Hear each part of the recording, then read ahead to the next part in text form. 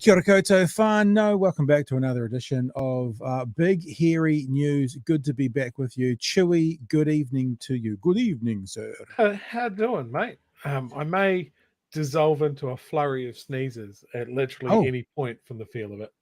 What's going on? So I apologise in advance. Is it hay fever or is it the dirty COVID? No, or is it that you're allergic to beers? As soon as you hit play, I've just been sneezing my head off the whole time. Oh, really? Well, yes, it's been a busy old day. I'm very busy at the moment doing lots of things. I've got a new client who was in the studio today recording a new podcast. So I spent a good portion of the day doing that and designing stuff and making audio content and having fun in my wee studio. And then check this out, Chewy. This is the life of a solo dad with teenage kids. Right, you ready for this? At home, but go on. Right, get this right. At home at 3 o'clock. Right, so at home at 3 o'clock. Yeah. So then drove to school, picked the two of them up. Drove to volleyball, dropped one of them off. Drove back home, and then about an hour later, drove to what do you call it? Tutoring to drop one of them off. Mm-hmm. Drove back home. 6 o'clock, drove to tutoring to pick one of them up, drove to volleyball, drove back home. That was my afternoon. That was 3 p.m. till 6 p.m. Me just going. I'll be honest, it doesn't sound amazing.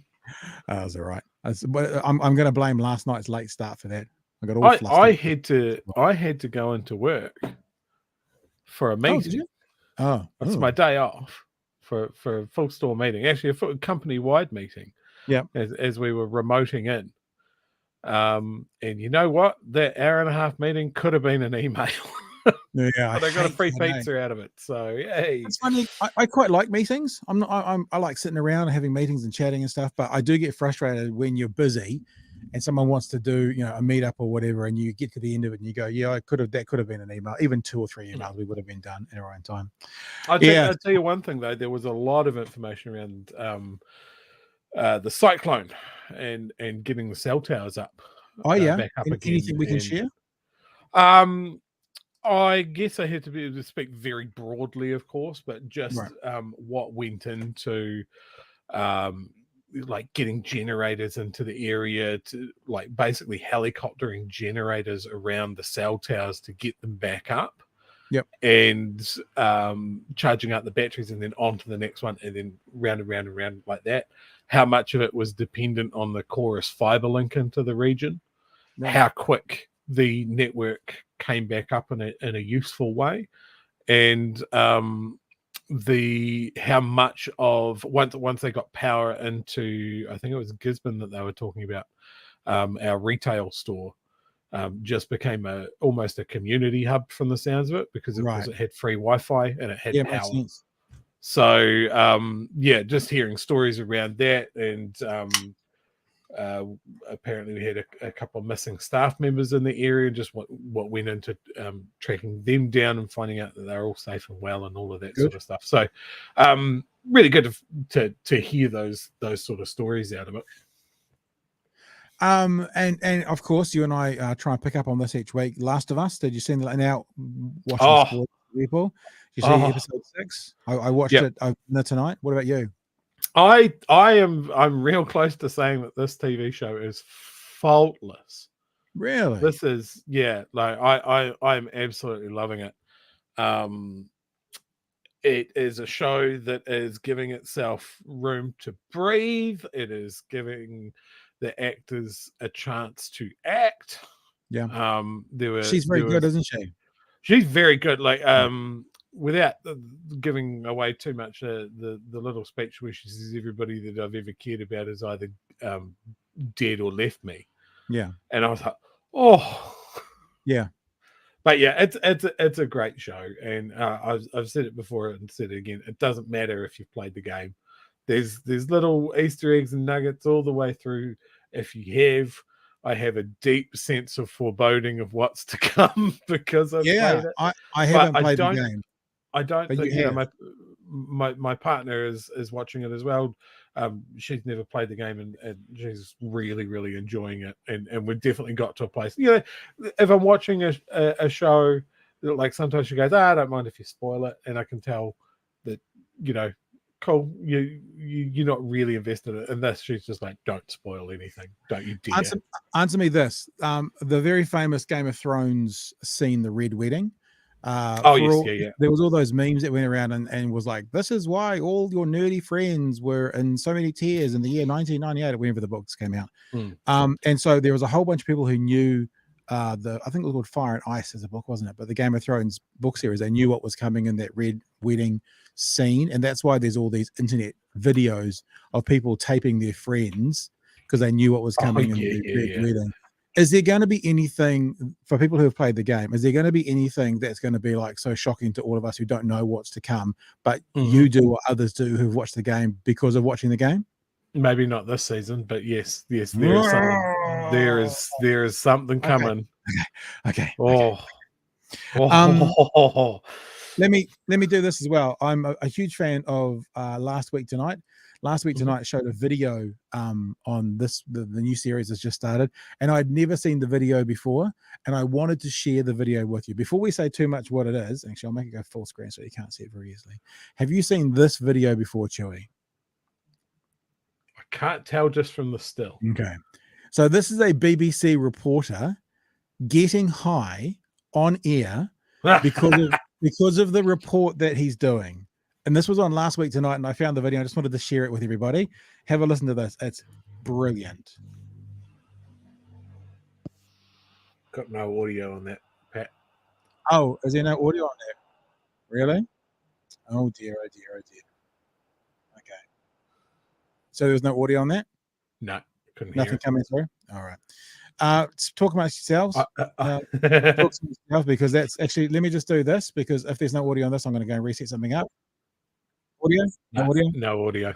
All right. Sorry, I'm going to fix it. I know I don't know what the problem is, but I'm going to go fix something. So you're going to talk amongst yourselves. So should we do something funny? Do a little dance or something, or be good, or do something. Because I'm going to have to go reshare the screen. So stop the screen, and I'm going to go present. I'm a very poor substitute for the little like cartoon you put up for technical difficulties in the old days of TV. Right now, that one, and now that, and now tell me if you can hear this now, please. And misinformation, run. That's all good. Perfect. All right, just checking that all. Sorry about that, folks. The COVID-19 pandemic saw Shut up. Okay, so let's go back to this. So I've kind of spoiled it a bit.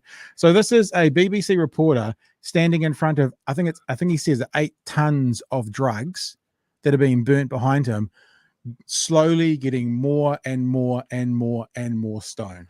Have a listen to this, and you'll get you'll see what I mean. Burning behind me is 8.5 tons of heroin, opium, hashish, and other narcotics. He won't need a ride home. He's just gonna fly home. Yeah, that's what he's doing. Come on then, let's go. Might be a wee bit close there, mate. Yeah. I laughed so hard when I saw this tonight. Coming behind me. Go. Quick. Wait, we just need one more.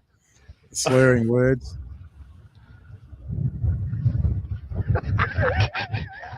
Far out. And he gets back into the office. Of heroin, opium, hashish, and other narcotics. Running behind me. It's the laugh, mate. I saw it tonight. Wait, we just need one more. Funny. He gets back to the office. And they're like, bloopers that happen for a reason. Therefore, all of us to share. He gets back to the office and they go, "Hey, buddy, look, just no real reason for it, but we're doing a random drug test." Big thanks to all our patrons. There is a new name on that list today. Jason Anderson joined us in the FUEL level. If you are interested in being a part of what we do, helping us make this little thing we do, you can head to patreon.com/big hairy news. And I don't know if there's going to be a show on Thursday night, but what we'll do this week on Saturday morning is have a virtual meetup. So if you are a patron, I will be sending out a link to a Saturday morning virtual meetup at some stage before Thursday lunchtime. It may well come out tomorrow. If you'd like to come along to the virtual meetup, and it's virtual because we can talk to you anywhere in the world, then you can still become a patron by heading to patreon.com/Big Hairy News, becoming a patron before this weekend, and you'll get sent a copy of the link for this weekend. It's 11 a.m. New Zealand time. I know we have people in the UK who are our patrons, and we have people in the US who are our patrons, but that time seems to work quite well because in the UK it's a late evening, in the US it's sort of mid to late afternoon.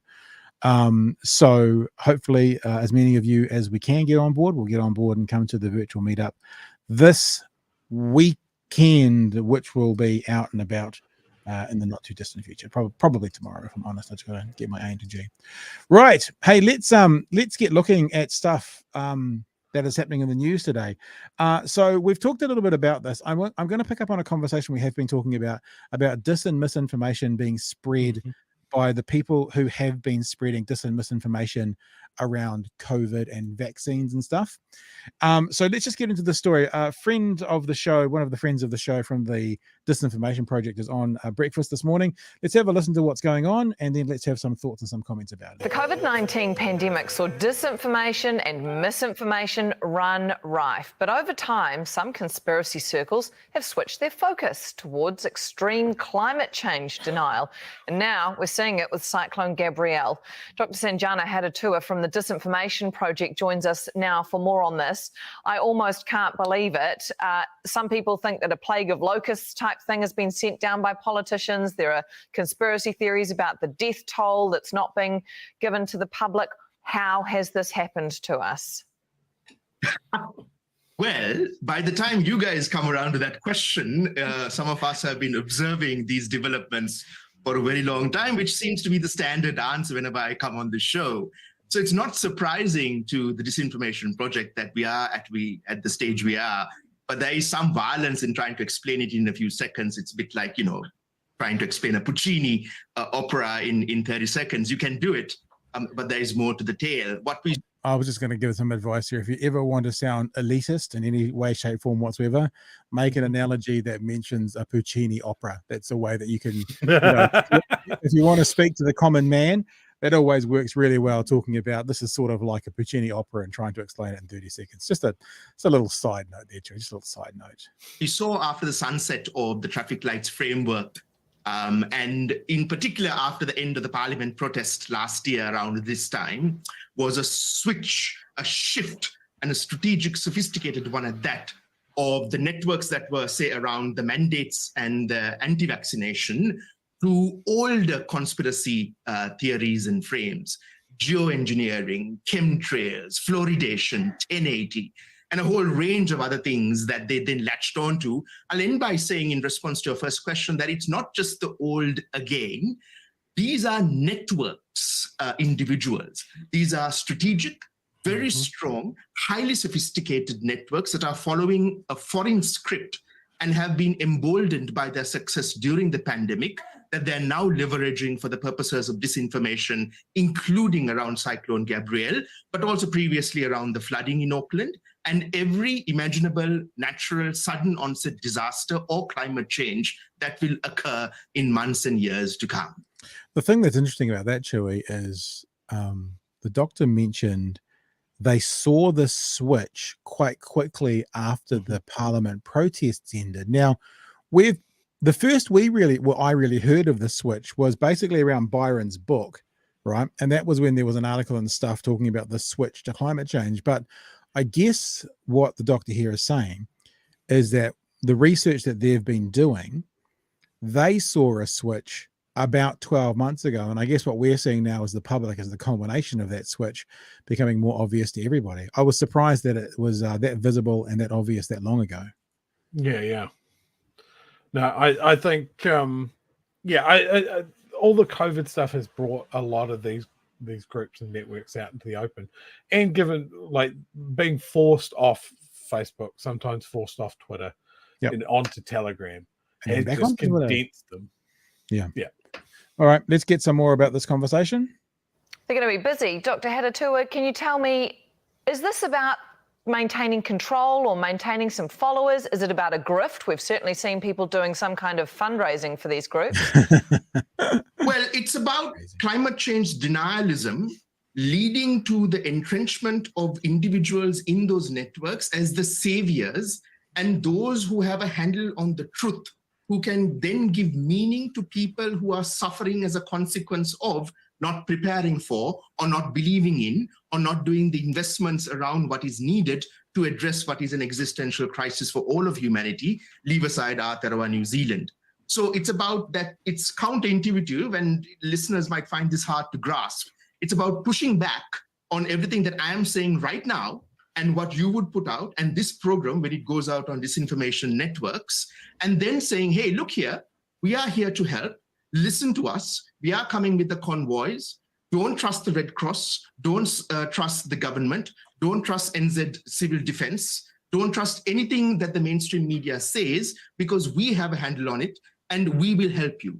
So it's about creating those networks that are now additional and adding on to the networks that were initially around the vaccinations and mandates.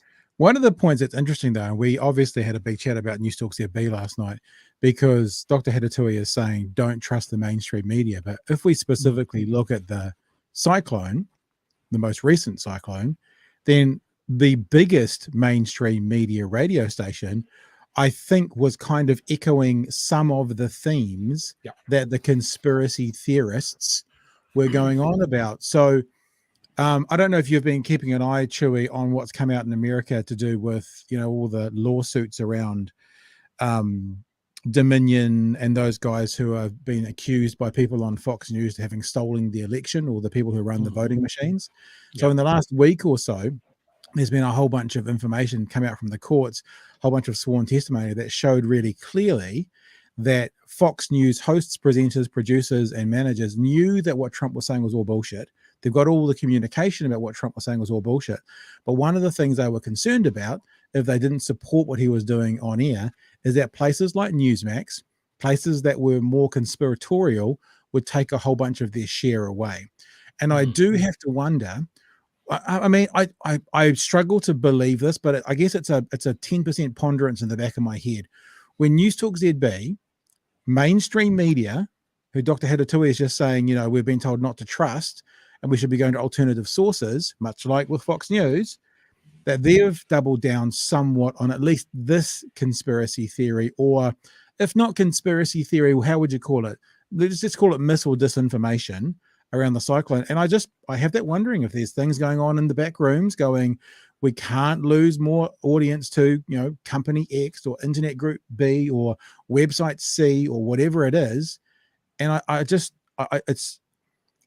me be clear, I don't believe it to be the case, but it does cause me to wonder. So I am wondering about that. Yeah, I mean, one thing that I found interesting is the very short gap.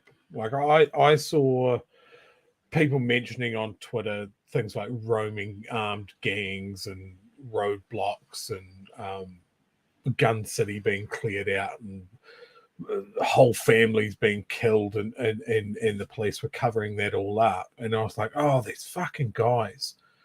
And then it was the space of a day, maybe a day and a half, where you started to see Stuff and NZ Herald start to maybe not as prominently say those things, but they were definitely hinting along those lines with zero confirmation. Well, you're talking about looting and stuff happening in the east coast of the North Island. But it was a question of scale. Like, yeah, I don't think there was any question that there's some looting had gone on. But people were talking about it like it's Mad Max. It's the apocalypse out here. The gangs have taken over and the police can't do anything. We didn't have these conversations around Christchurch. Well, and that's not actually quite true. There was, because I know a lawyer who had to represent a case of a kid with autism who had a hyper focus on light bulbs, and he went into a shop and took a whole bunch of light bulbs out of it because that was his thing. Oh, And no, I'm not saying that there wasn't looting in Christhychurch. Oh, right, you're saying there wasn't. I'm just saying that it wasn't like, oh, the authorities have completely lost control of the entirety of Christchurch. Let me say this as well. And I think I saw you commented on this thing. This particular post by the New Zealand National Party is pretty misspelling, disgusting. Yeah. So if you haven't seen this, the New Zealand National Party is basically echoing the thought again. Is it a conspiracy theory? Is it an increase in crime because of? It's a little bit like, if there is at Eden Park or at the stadium, whatever, there's more pickpockets in that full 60,000 people in that stadium than there would be on a Tuesday because there's no one there. Sometimes there's a reason when crimes increase. And obviously, when a city shuts down because of flooding or a natural disaster, some dirtbags are going to take advantage of it. So as Chewie just said, no one's denying that there's not looting going on. But to have National Party come out today and basically try and score points, well, not basically, literally try and score points in the middle of a emergency based around information that's not quite fully out yet, as you were saying, Chewie. I just think I wonder sometimes. I don't want to keep talking about American politics, but the GOP like Donald Trump because he punches. I don't know if we have that culture here. This feels like a punch. This feels like a punch, like it's any means to try and damage this party, even if we have to sort of, use a disaster where people have died and, people have lost homes and that kind of stuff and businesses. We'll use it anyway to score points. It's a bit like ZB. They use the non-information to try and score points against a Labor government rather than service their audience with good information. It feels like it feels a bit ugly. I don't know. It feels off to me. I think they're trying to walk this really weird line. I saw a Twitter commentator sort of go, look, just if you're going to go down this track, call a press conference and call the police chief a liar, because that's kind of what you're saying. He's been called on this. He's answered questions. He says, yes, there were some more arrests. It's actually down on the average at the moment, and most of what we're seeing is domestic violence call-outs. But just to be clear, what they're saying, and no one's saying that looting hasn't gone on, it isn't going to happen, but what they're basically saying is calling the Prime Minister incompetent when most people, including some ardent right-wing supporters, are saying he's doing a brilliant job in this climate, but they're trying to find some way to score points against him. And the way that they're trying to score points against him is to say that he said it's an unsubstantiated rumor, and they're using news articles about looting, gunshots and firearm incidents, 3 of them, as a reason to say that he's not fit. That's the summation of what they're saying. And I just, it just reeks of. Look, politics is a game. Politicians do politicking, but it would be imagine if, when John Key was Prime Minister and the building collapsed in earthquake, and Labor started talking about, look how buildings collapse under a national government. It kind of feels as gross. It may not be as gross as that, but it's in that chapter of that book of grossness. I would love to look at the timeline, actually. I guess when we're looking at the scale of the response and that sort of thing, Christchurch is probably about as close as we've got. Yeah. There are very clear criticisms about big aspects of the Christchurch response, but it certainly wasn't in the first week. Yeah. It was mainly in the rebuild after. So when you've got New Zealand First and ACT both put out a statement saying that they wanted the military sent in, which completely just blew out of the water the fact that the New Zealand Defence Force is already in. It's just that they're doing disaster relief. They're not kicking in the front door of the mob. Yeah. And that's what they would make a good headline. Yes, ACT supported the mob having their front door kicked in. Before we just finish up, I think there's one more comment with the doctor there. So thanks to Nick. Nick's Kooky Nick has paid apparently his late fee, which is, I think, his self-enforced late fee. We're not making him do this. But we do appreciate the super chat, Nick. $5 as you sit at the back. Come to the front. It's okay. You can come to sit up the front. No problems at all. We welcome you up to the front. Let's go and have the last part of this conversation with the Disinformation Project about the disinformation going around Cyclone Gabrielle. Even though nothing comes true, I have been told to wrap, but just in 30 seconds, because I think it is important, what should we practically do, or is there a solution that we can do? Is it just simply turning off the phone and going outside for a walk at this point? No, I think you need to kind of realize that this is not an issue that's going to go away. I don't see any kind of guardrails or preparation for the Red Cross, NZ Civil Defence, or the Met Services to deal with disinformation around climate change. We have been through the pandemic. We know that this is real, not just with the biological, but with the infection of the mind. And this is now very real in terms of its impact on climate change and the environment. So I think we need to acknowledge that and work around it. There you go. So that we'll take from them. Now we're just going to go straight into the next bit because we've covered off that a bit much. And the next bit is talking about, it's got to do with the floods and the flooding. And of course it has got to do with National MP Maureen Pugh. Now, I actually don't really care about Maureen Pugh as a political figure. I do care about Christopher Luxon, and I'm just going to read this out to start with to put us on the same page. And then I've actually got some questions for us to ask about Christopher Luxon, his leadership, and what he thinks about climate change. If you follow me on Twitter, you've probably already seen what I'm going to show you shortly, but let's have a look at what was said today. National MP Maureen Pugh has been pulled into line by the party leadership after telling reporters she is yet to see evidence humans have contributed to climate change. That was immediately decried by leader Christopher Luxon. Was it? We'll look at that. And Deputy Nicola Willis. It was absolutely decried by Nicola Willis. We'll get to that. But the leader, I'm not quite so sure about that, who offered to give the MP plenty of reading material laying out the science and the evidence. Pugh's comments came after several severe and increasingly ferocious weather events, devastating large swathes of rural New Zealand and causing widespread damage in Auckland. It was the first day back at Parliament since Cyclone Gabrielle prompted a postponement of the sitting scheduled last week. MPs this morning were asked about the cyclone and the impact of climate change. Pugh was asked whether she thought climate change had made the recent cyclones and flooding more extreme. Now, I don't know who Maureen Pugh is, but I would have to go, this is a pretty moronic answer. No one has actually asked you, do you think this is man-made? No one's asked you that. But her response is, some of the impact I've seen, a lot of the damage was done, especially around Auckland, was because people weren't allowed to prune and manage trees. That's what did it. That have come down and taken the cliffside with them. She did believe in climate change, insisted Pugh, but was yet to be convinced human activity was a contributor. It's not what I think. It's not what I think. It's what I can prove, she told reporters. Good Lord. Pugh said she was waiting for a response from Climate Change Minister James Shaw after one of our local councils wrote to him and asked for the evidence before they impacted their ratepayers. Now, this is the first point I want to make. If you're a regular viewer to the show, you'll have heard me talking about motivated cognition before. That was from a scientist that I did a podcast with called Stephen Lewandowski. Stephen Lewandowski's research is in climate change denial.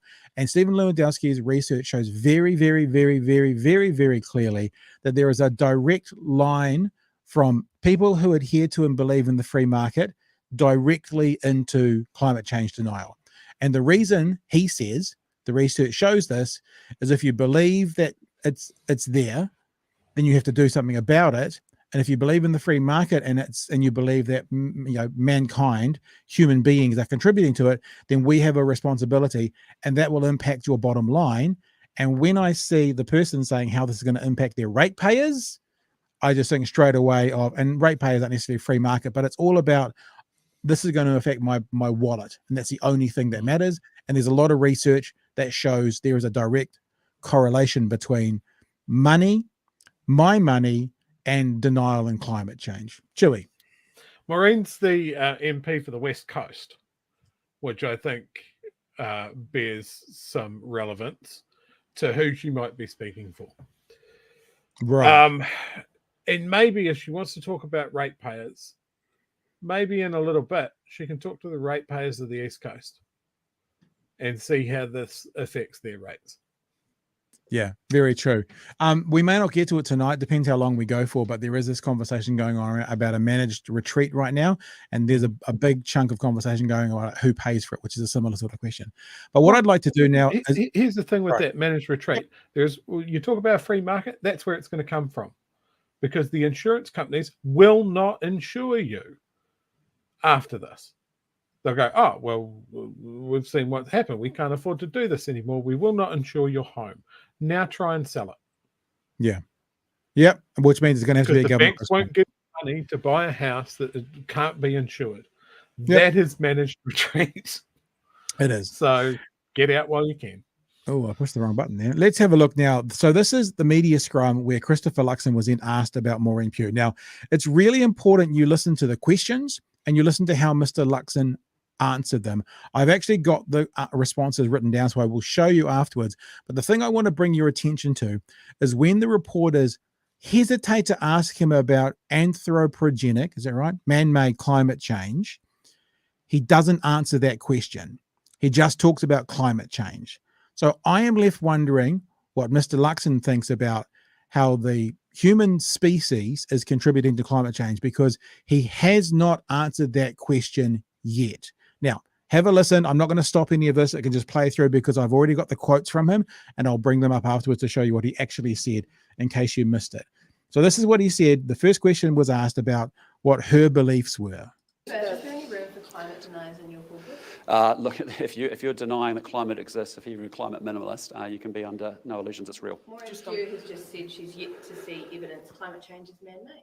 I would be very strongly saying climate change is real and it's happening. And you've only got to look at the events over the last 15 years, 10 years in New Zealand to see that's exactly the case. Are you going to discipline her for those comments? I'll be very clear with my team. I have been right from the day one of taking leadership that climate change is real. We are deeply committed to net carbon zero 2050, and you know this is what we're saying. Do you think when you become a member of Parliament, do you have a responsibility to educate yourself on the big issues that face New Zealand, like climate change? And are you confident your MP is getting information from the right sources? Is that an appropriate comment to say? Look, from my perspective, it's just no doubt about it. As a business person before coming into political life, I fully agree climate change is real. It's happening. We business have a responsibility, communities have a responsibility, government has a responsibility. As I just said, my position is pretty clear. If you're a climate denier or a climate minimalist today, you know, that's just not an acceptable position. So it's not an acceptable position for your MP to say that she's still waiting for evidence of climate change? I disagree strongly. I've seen the evidence. I've seen it up front. I've dealt with businesses that have had to adjust to climate change all around the world and also here in New Zealand. And so for me, it's very real. I've spoken to communities on the ground. Go look at Ashburton floods. Go look at what we've seen. And just Does she need So to what are do you that? going to do about it though? we'll have a conversation. But I've been really clear with my caucus about my views around climate change and my commitment to it. It's real. It's happening. So now people are already seeing it in the text. Let me bring up some quotes that I got. So the very first question was asking about his MP who denies man-made climate change. His response was, if you're denying the climate exists. Yeah, I think he's misspoken there, but that is very funny. He also said in that conversation, I would be very strongly saying climate change is real and it's happening. Mm-hmm. He also said climate change is real. Mm-hmm. And then he said it's happening. At no point in that conversation did he say, and we are contributing to it. At no point did he say the reason it's different now from other cycles is because of the impact that mankind is having on it. There was no point in that where he actually answered the question, how do you think about her, your MP, not believing in man-made climate change? His response, all of these here, this way, here, a version of is climate change is real. Yeah. There was no point where he said man-made climate change. And there was no point where he actually said, he had an opportunity at the start when he was asked about her denial. We'll just play that first one again, okay? Where was it? It was about there, wasn't it? Under no illusions, it's real. So listen to the question. Any room for climate deniers in your pulpit? Look, if you're denying that climate exists, if you're a climate minimalist, you can be under no illusions, it's real. What the fuck does that mean? Because we've been having this conversation here, and I've had an opinion, and I'm not saying it's necessarily right. I have had the perspective that it feels like there is now not really so many people who are saying the climate's not changing.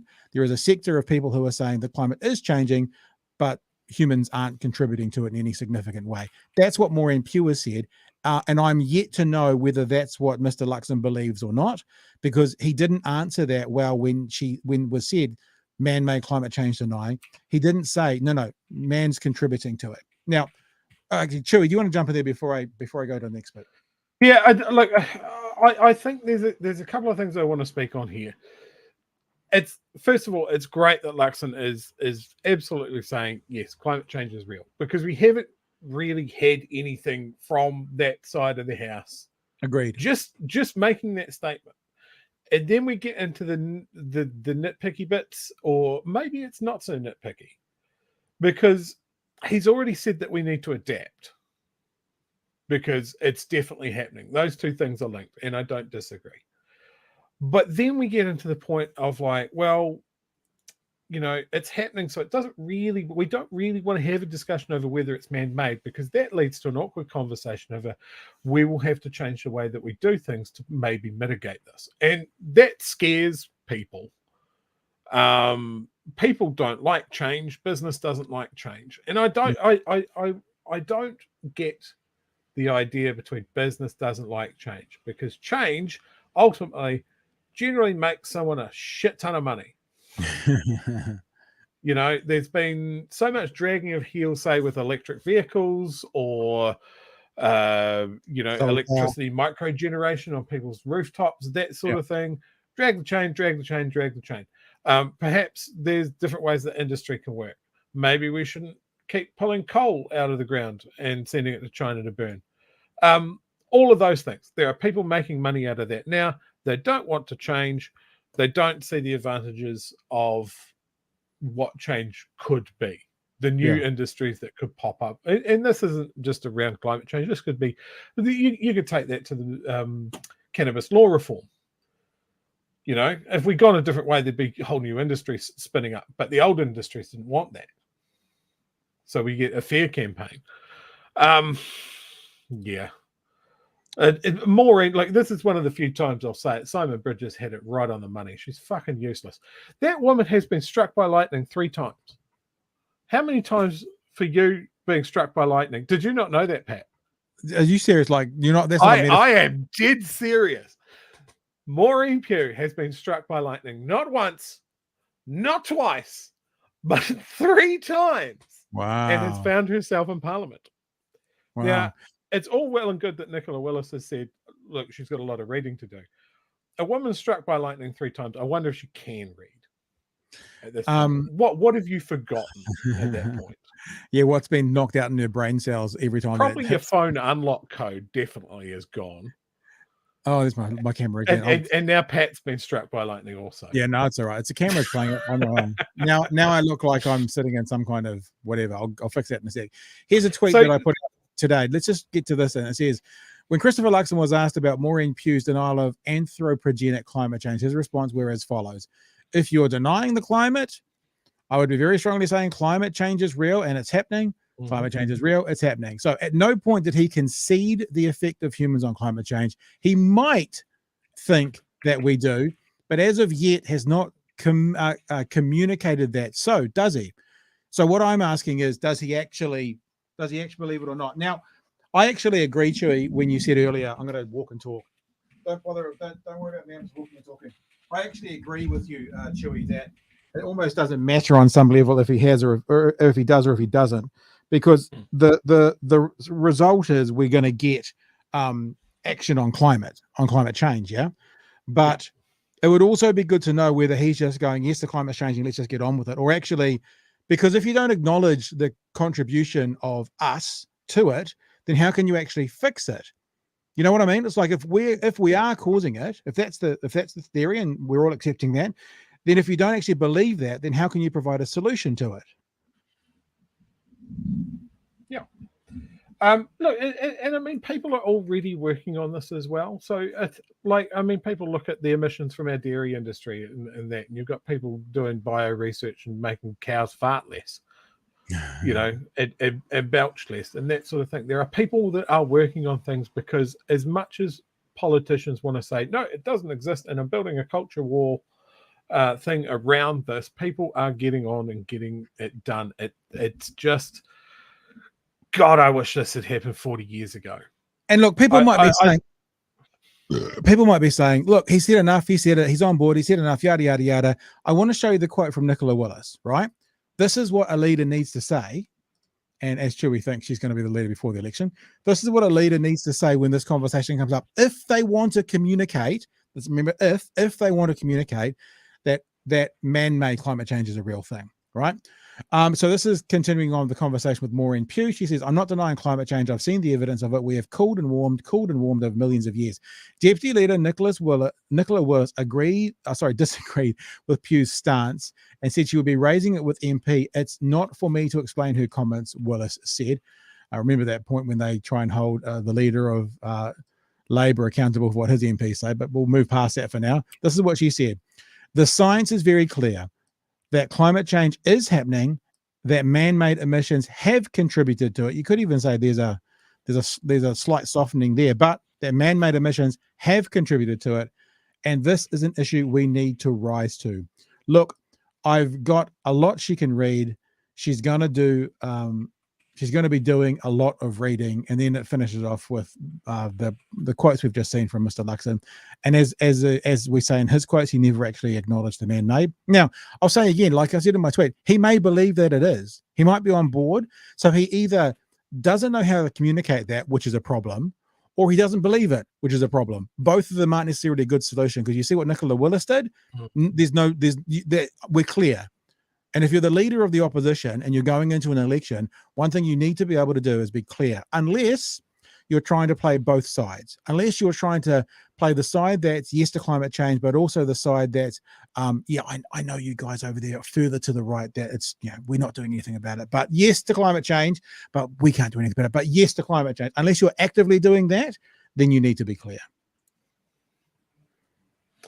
Yeah, and the other comment I have about Luxon's little hallway ambush there is that he seemed particularly rushed there as well.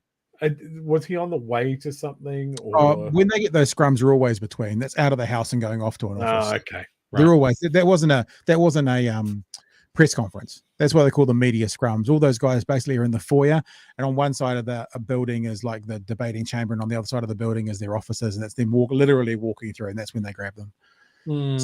So I don't know whether there was anything behind it that he had to I think that more lends me to forgive him for jumbling his words there a little bit, because that's not a great way, But Nicola's statement's heaps better. Yeah, and look, it's very, like, if you get asked about your MP's denial of man-made climate change, to not then go, well, of course, man-made climate change is a real thing.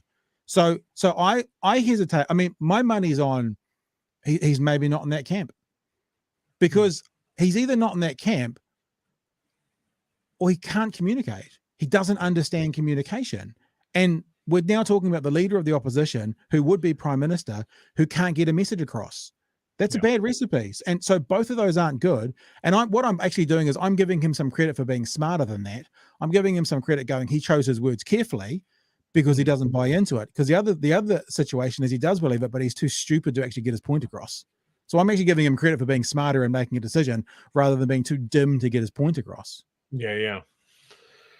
I just don't understand how anybody can think at this point realistically, with the amount of research and the amount of data that's out there, that's not man-made.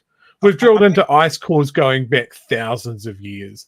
We've got climate data going back to the late 1800s that just shows a massive spike in temperature in the space of 50 years. People talking about, it's just, the planet's always gone through heating and cooling things. Yes, it has. Never this quick. Actually, here's a question, because V said it straight away in the chat. Does he believe it, or can he not communicate it? This is a bit of a poll. What do you guys think? Does he believe? So he either doesn't believe it, which is what V has said. He either doesn't believe it, or he can't communicate, or he hasn't communicated it.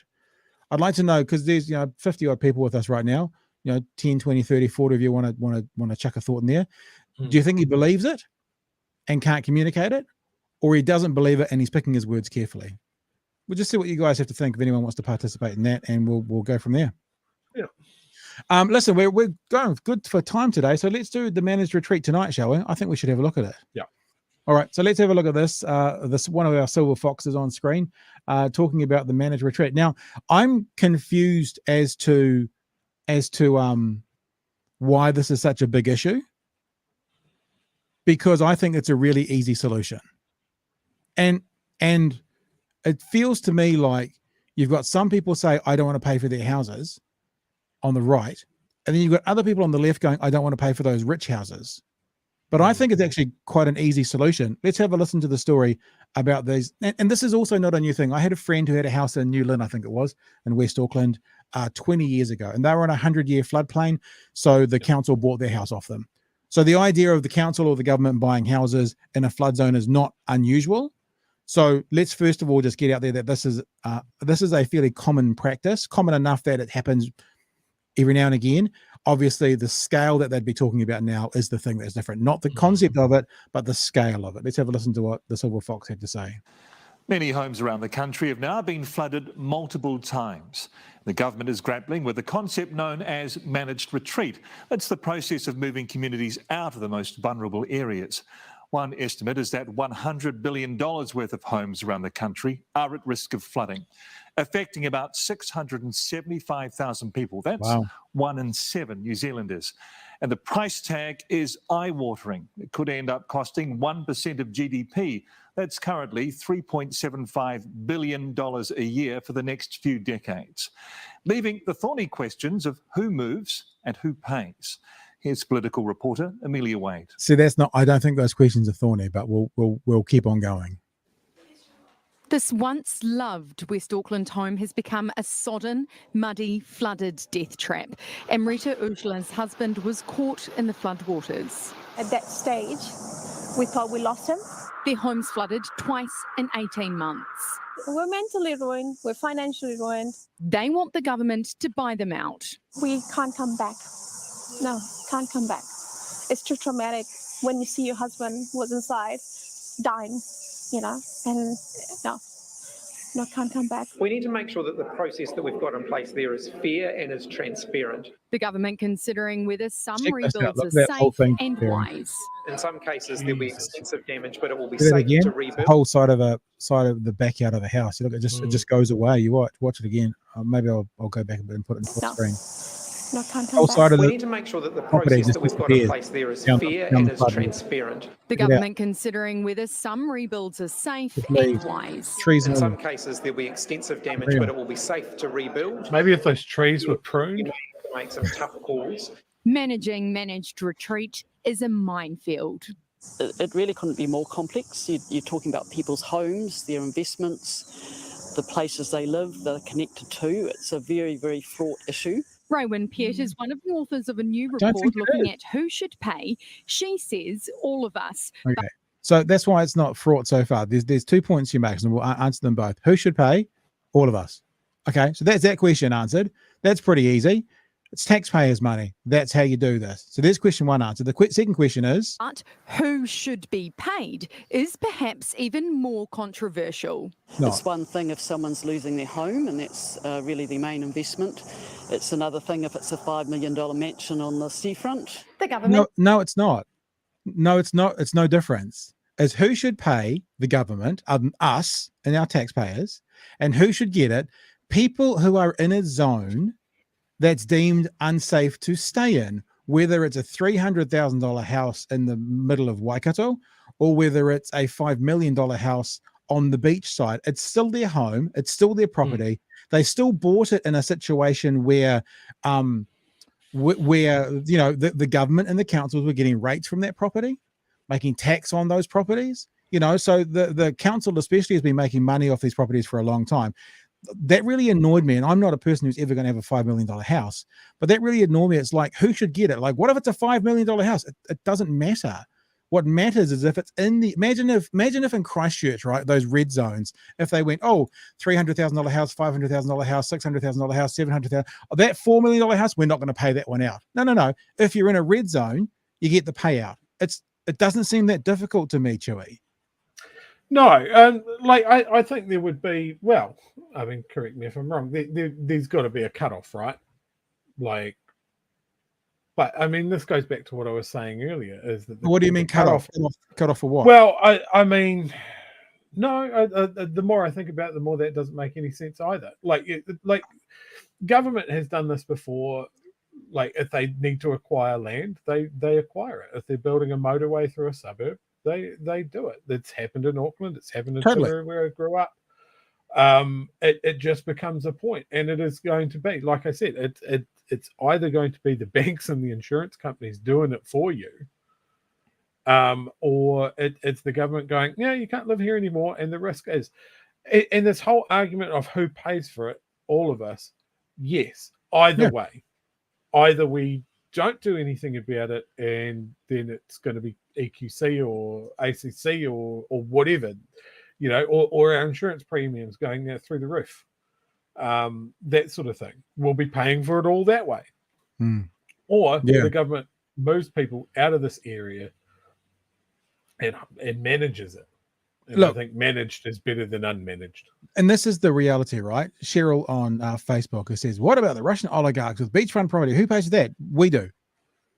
I mean, you don't, basically the government with the correct agencies and probably local body as well goes, this area needs to be cleared out.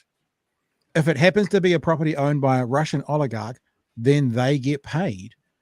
You can't, what? So you're going to then pay out all the Kiwis who are sitting up the front and then the Russian oligarch gets nothing? It doesn't work that way. This is why it's not a difficult conversation. It might be difficult for people to accept if they have a gap between their frontal lobe and actually brain. But the reality is, if the government is saying this area must be cleared for safety and for the future, then everybody in that area gets paid out. Doesn't matter who they are, where they are, how much the house is worth. If it's a section that has got nothing on it and it's worth $400,000, and if the house next door it's worth $4.4 million, then they get bought out. It doesn't matter. Yeah, because it's the objective rather than. Yeah, the objective is to clear the land and minimize the risk, right? Totally. And it doesn't matter. And it would be that, like I said, it would be the same as if the rich houses in Christchurch after the quake didn't get paid out. Of course they're getting paid out. Everyone does. It's not about the house that's on it or the owner of that property or the value of the house. It's about, do these houses need to leave this area? Yeah, it's that's a really good point. The story sort of fronts it as this great unknown. It's not unknown. No. We know this from Christchurch. All of those red zone properties were the same thing. So why does it have a big question mark over it? Yeah, I think people are making more. I think what the real conversation is, I don't want to pay for it, my taxes. I think that's the real conversation. That's actually what's behind this conversation.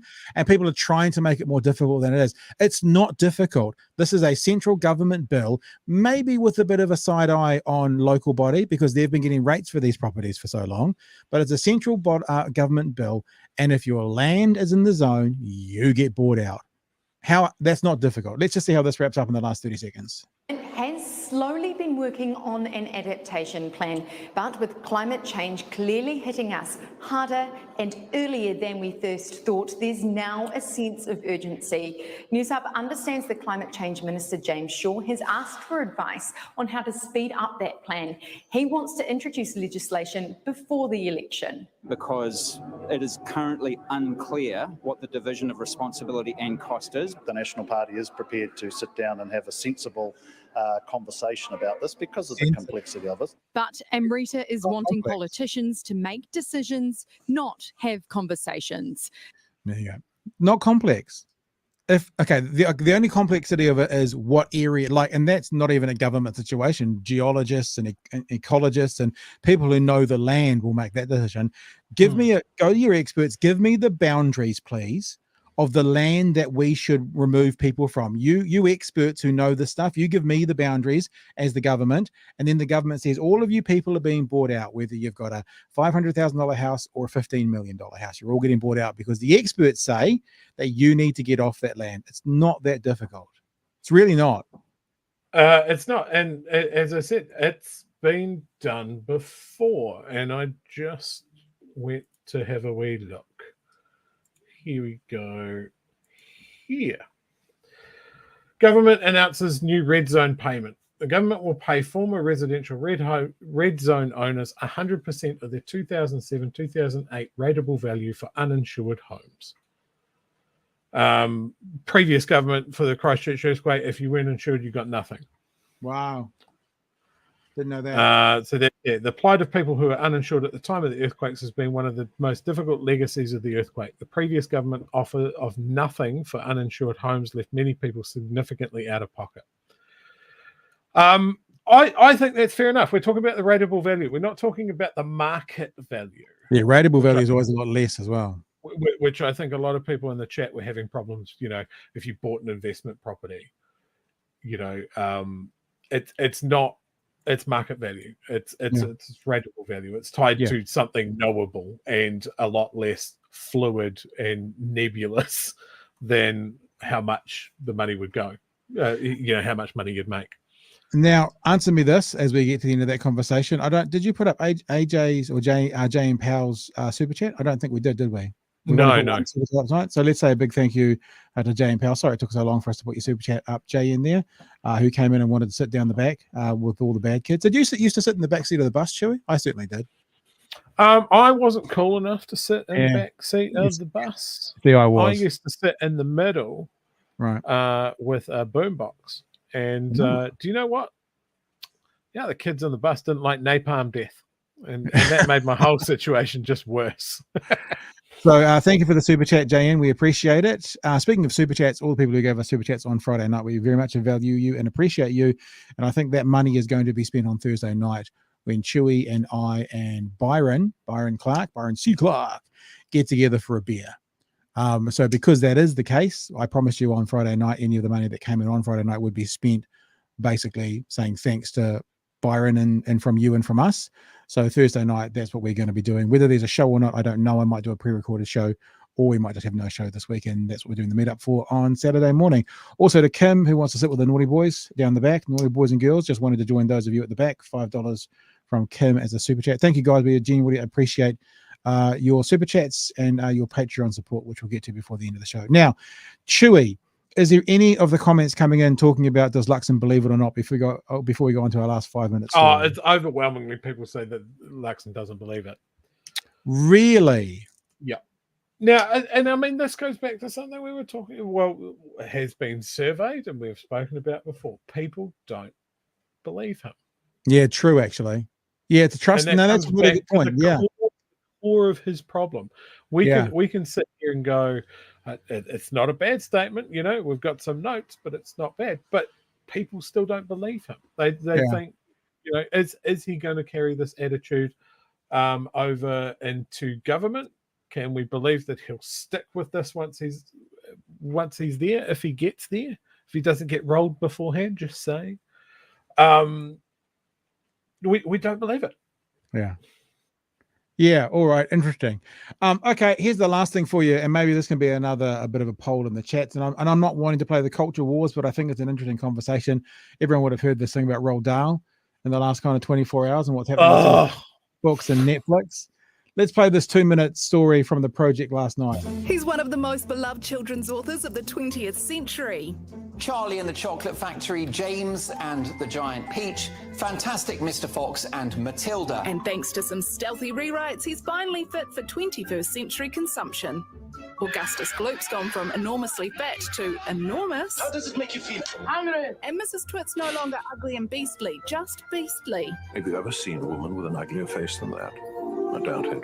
Matilda's reading list even received an update. Staunch colonialist Rudyard Kipling replaced by Jane Austen. If Roald Dahl was alive today, he'd be turning in his grave. Mangled metaphors aside, she has a point. Dahl's books are beloved because of, not in spite of, their twisted humour. They were troubling, they were sinister, they were creepy, they were an outrage, which is why children have always devoured them. I think there's a lot to be said for updating. What was up with that dude's hair? Cultural, racial stuff that was written 30, 40 years ago is just completely not okay in a classroom now. You're never going to take away from the fantastic writing of Roald Dahl. There is some purpose to the meanness. Mrs. Twit's ugliness isn't really about her looks. If a person has ugly thoughts, it begins to show on the face. And when that person has ugly thoughts every day, every week, every year, the face gets so ugly you can hardly bear to look at it. Roald Dahl isn't the first and certainly won't be the last to come under scrutiny. Tintin, have you located my son? Not yet, but I'm close. Even our beloved Harry McCleary from Donaldson's Dairy was accused of lacking gender diversity. However many times I've read that, it's never occurred to me that they were all male. So really, I don't think a kid's going to notice that at all. And I think they're just going to think of them as dogs. Yeah. Well, joining. So then they talk to an expert, but I actually want to get to the end when they come back to the panel. And the only comment I really want to play, because Paddy Gower's there and he makes a complete twat of himself. But Jeremy Corbett makes a very good point, and then we will have a chat. Hey, kia ora, New Zealand. Welcome to Monday. Look, Patrick Gower's here. Welcome, Paddy. What an ethical quandary. No. I was shaking my head the whole time because, quite frankly, they didn't go far enough. You know, chocolate is a junk food, and it really should be Charlie and the Broccoli Factory, in my view. Right. And those poor Oompa Loompas. Oh, shut up, Paddy. Yeah, wait for Corby. Corby makes a good point. I say free the Oompa Loompas and give them the living wage. Okay, so that's the kind of edits that I'd make. As for James and the Giant Peach, James and the Small but Perfectly Formed Giant Peach would be much better title. You're good at this. Yeah, well, the big friendly giant, there is no such thing as a friendly giant. I would say there is a big effing giant if I ever saw one. Yeah, you I was sort of against the changing anything, you know, like leave it as it is, judge it on its merits. But then I was quite relieved when the kids came home from kindergarten with a different version of Eeny, Meeny, Miny, Mo. So I guess I'm on board. That one's changed. And I think that's the point. And obviously people will know Eeny, Meeny, Miny, Mo is now catch a tiger by the toe. But it used to be something far more offensive to that, and it has changed. The question is, I guess, what is offensive? And this is a conversation we could do a Friday night one topic show on, I guess, Chewy, in all truth. But I struggle with the idea of the words ugly and fat being deemed offensive in these days, because really what they're doing, whereas, you know, Huckleberry Finn, there's a character called Jim in the book, and in the original writing, he had a descriptor in front of him that began with the word N, and it kind of agreed with the way Black Americans were referenced at the time. He was N-word Jim. You know, the Dam Busters, there was an N-word, the dog. Now, I think society has decided en masse that the N-word is appropriate and offensive enough to be retracted. I personally do concern a little bit about the word fat and the word ugly, especially in this instance when the word ugly in this book, as was spoken about, isn't necessarily about the way she looks. It's about what it exudes out from. And I mean, the problem is they've shown it with imagery attached to it. So therefore, that's what we think Roald Dahl was thinking. But Roald Dahl's writing was about how ugly she was on the inside, meaning how mean and nasty and that kind of thing. However, flip side all of that, Roald Dahl also edited his own books, because at one stage the Oompa Loompas were black. Yeah. And he realized that looked quite a bit like subjugation and slavery. So he made them orange. So he himself was woke to change the color of the Oompa Loompa. So I'm not into culture wars, and I'm not into, you know, making a bigger deal about these. I come down to the idea that I think Netflix has bought these, and they can do whatever the fuck they want with them because they now own them. It lands on Penguin, the publisher, and Netflix. Look, you bring up the Dam Busters. That's an interesting one. I've seen the unedited one, and I'll tell you where I saw it. I saw it on Māori TV. It was the first time I saw it, and that was a couple of years back. And they put a disclaimer on the front of the movie that said it was the unedited one because that was a historical fact. Yeah. And it was. That was the name of the dog, and they used the name of the dog as a radio call sign, so it's in the movie because it's a historical fact. It's an ugly one, but it's a fact. I think when you're talking about, that this person's ugly because they had ugly thoughts, I can kind of see what they're doing there. There are people that are not aesthetically pleasing. That doesn't mean that they're full of ugly thoughts. No, but the flip side in the real world. But no, but I agree with that as well. But the point also was there are fat people and there are ugly people. And so these people exist in the real world as well. You could, if you wanted to, you could. I mean, like there's a fat activist community that are probably at the moment going, "How dare you take the word fat out of Charlie and the Chocolate Factory?" So I mean, this is not the kind of thing that keeps me awake at night. But I do think it's interesting. And one of the things I find particularly interesting is all of the people that go, this is what I tried to do tonight. All of the people that go, you should never change scripts. You should never. What I wanted to do was, if I had got one of them to come on, and I asked a few people, I was going to put up a script from Huckleberry Finn, the original script, and ask them to read it. And if they hadn't have read it, I'll go, oh, really? So you don't want to change the original script, but you won't read the name of Jim out loud. What does that actually mean then? So I can see, I guess what I'm saying is society has decided that particular word and other words like it can be edited out. But the word fat and the word ugly, those sorts of things are just, what is it? Enormous and beastly and those sorts of things. I'm less, me, I'm more about more speech rather than less in general. Those words just don't, are we making the word fat when it comes to a person? Are we trying to say it? Okay, here's the thing, right? Are we saying calling someone fat or using the word fat as a character in a book is the same now as the N word? Because we're removing both of them from books. So do they have equal value in the eyes of publishers? And are they saying they're equally as bad in the eyes of the public? Is that what they're saying? I don't know. I thought they were particularly clumsy edits. I can kind of see what they're doing, but it seems pretty artless. I'd much rather see some sort of disclaimer, I guess. But yeah. I mean, I've read those books and they didn't turn me into a monster as much. Says you. I mean, when you talk about but people don't say the N word. People try not to say the fat word, not call people fat if they can avoid it. It's always, it's the bigger fella. Or that sort of thing. They know it's a hurtful word. Well, on some level, being able to speak to that, it does depend how one receives it. I mean, I've always, people used to try and take me down a peg or two by going, "Oh, you fat fucker," or whatever, and I'd go, "Okay, so just so I'm clear, you are identifying I have more body mass and a higher fat percentage on me than you do, and you're using that as an insult. That you're seeing accurately what my body shape is, and you're using that as an insult. So you might as well go, you two-legged dork.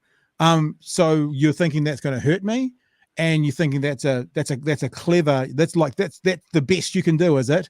That used to shut them down quite quickly because it's an accurate word for people who have more body fat on them. Just like I've had people try and go, "Oh, you ginger cunt." I was like, was that me? Did I do that? No, it might have been me. No, sorry. But yeah, I mean, look, Roald Dahl's a product of his time, and his books are a product of him. It's he grew up in the early part of the 20th century. He flew fighter planes badly in World War II, and then he wrote some pretty influential and great children's books. People's use of words change, people's tastes change. The question is, do people keep on buying the books? And it might be a case that people stop buying these new books because they don't like the edit. Yeah, so I mean, we were talking before about a managed retreat, and you were saying about how insurance companies won't therefore insure those houses, and that will be a driving factor. If this was such offensive language, then people would stop buying the books, and then that would be the driving factor towards the edits. I guess I wonder if that's what it is. I wonder if people are pushing, this sort of we're being told these words are offensive, but we meaning the majority of people, I think, don't think that. Now, I know I'm making an assertion that may be incorrect. I don't know if the majority of people think they are or they aren't, but maybe it's more to do with that. Whereas I think the majority of people would think N-word Jim is offensive, but maybe the majority of people don't think describing Augustus Glump as fat is offensive. Now, for those of you playing at home, if you're just filling out your bingo cards, I bet you weren't expecting us to link managed retreat in climate change areas to Roald Dahl's published works. Use of the N-word. That's how good we are. Yeah, we can link those two things. God damn it. Yeah, it's a. I mean, like, it's a big conversation. Meaning, maybe it's not that an important a conversation, but it's a big conversation. You know, it's in the same chapter of this conversation as the pulling down of statues and that kind of thing. I remember there was even one in Waikato. I know that's an American thing, but in Waikato there's a colonialist who was here who's a statue in a square, and I think I remember talking to maybe Tom Roa, who was our academic friend from Waikato University. I might have been him. If I'm wrong, that was another Māori academic, basically saying, you know, a plaque on the foot of that explaining who this person was and the horrific things that happened around them was probably a better way to teach. I mean, we're talking about, you know, the Don't Say Gay bill. We don't want to hide things from people. Yeah, is getting rid of all of this stuff and, you know, doing that thing, actually removing a little bit of educating the history of people. Are we going to sanitize society so much that no one will understand how it used to be in the 40s and 60s and 80s? Is that what we're going to do? I don't know. I'm a big fan, like if we're going to talk about statues, I'm a big fan of a combination of the two. Pull the statue down, leave the plinth there, and then put an information thing in front explaining exactly why this person was a dick enough for us to melt his statue down. Or take it to a museum. Take the statue to the museum. There's Nazi uniforms in the museums. Take the statue to the museum. Museums are perfect for that. When I was in Edinburgh, I found a good one. Actually, a street in Dunedin here is named after him, Lord Dundas. Oh, Dundas Street. Yeah, Lord Dundas was not a good dude. He made some money through slavery. He argued in the House of Lords for the continuation of slavery back when merry old England was going, this probably isn't so cool, and we want to stop it. William Wallace. He became I think he was Lord of the Admiralty or something like that, and he stole the sailors' pension fund to build a monument to himself in Edinburgh. And I know all of this because I found the park where the monument was in, and I read the information board that told me all of those things. So I now know that Lord Dundas was a big old prick. Was an arsehole. Hey, it's been fun tonight. Thanks for joining us. Got a lot of information out there for you tonight. Want to say thanks to our patrons, especially if you're joining us tonight. Producers Alex and Kookie, super patron Simple, all the patrons there, the fuel levels, the coffee runners as well. We appreciate all of your time and all of your efforts to support what we do. If you want to be a part of who we are and what we do, then all you need to do, as it says on the bottom of the screen, is head to patreon.com/Big Hairy News. If you are a patron, then this Saturday morning, 11 a.m. New Zealand time, 11 a.m. Dunedin time, which is about 1973 time, the rest of the world. 11 a.m. Saturday morning, we'll be having a virtual meetup. The links will be coming out to your inboxes in the next 36 hours. Love to see as many of you there as wanted to be there. And if you're not a patron and you want to support the work we're doing and hear really interesting conversations around is Mr. Luxon a climate denier or not, then you can join up before the weekend. And if you do, then you'll get the link to that meetup as well. Patreon.com/Big Hairy Nuts. Is that right? I get that no, right. That's wrong. No, that's wrong, is it? All right. I think we're just about done, yeah, bro? Yeah, man. We'll be back tomorrow night from 9 p.m. for another edition of Big Hairy News. Thank you very much. Is there anything we need to identify in the chat before we do it? I can't see anything. Kim, need more likes. More likes. Hit Kim that like button. Lived on Dundas. Dundas Street is the one that goes out by off the one ways. It's on the back end of the university. It's right northern in end. Student area. I know that if you stop at the dairy on the corner there, going down the one ways, you can get 2 cans of Pepsi Max for $2.50. 2 of the small cans. There you go. Local knowledge here on BHN. Nice. I go there sometimes. All right, guys. Thanks for being with us. All the best. We will be back tomorrow night from 9 p.m. Remember, follow us on Twitter. If you follow us on Twitter, you'll get any of the clips and comments that have come out. And there will be some tomorrow. I was a bit busy today, but there'll be some clips for tomorrow. And until we see you tomorrow night, stay safe, everybody. And we will catch you when we catch you. Hooroo. Cheers, Van.